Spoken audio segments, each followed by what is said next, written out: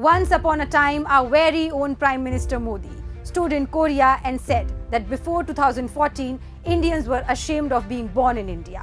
And let's not forget the time when BJP leaders labelled our protesting farmers and even an IPS officer as Khalistanis. Meanwhile, RSS leaders were busy preaching that a woman's true role is to be a housewife. Rahul Gandhi and the Congress have been fearlessly standing up against the divisive agenda of the RSS and BJP, which would pull India back 100 years. Just recently, while in America, Rahul Gandhi made an inspiring speech about protecting our unity in diversity, ensuring that every Indian, no matter their language, religion or culture, feels equal. In a powerful moment, he even used a Sikh brother seated before him as an example. And guess what? The BJP can't handle it. For weeks, they've been spinning lie after lie, trying to twist his words. They want to hide the truth. But see for yourself what Rahul ji said. Every Indian, regardless of religion, should feel free.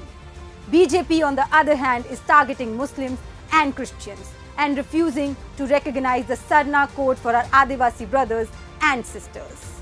Sikhs should proudly wear their kada and turban.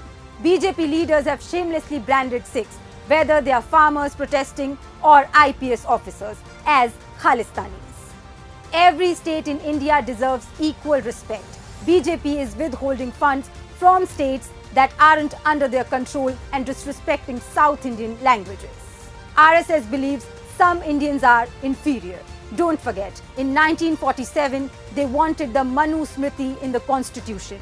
Even today, they resist reservation, refuse a caste census, and have never had a Dalit Adivasi or women leader in their ranks. Their leader even said, women belong in the kitchen. Why is the BJP so rattled? Because the people of India resonate with Rahul ji's message. The election results speak for themselves. That's why the BJP is cranking up the lies and hatred, disrespecting even the constitutional role of the leader of the opposition. But Rahul ji won't be silenced.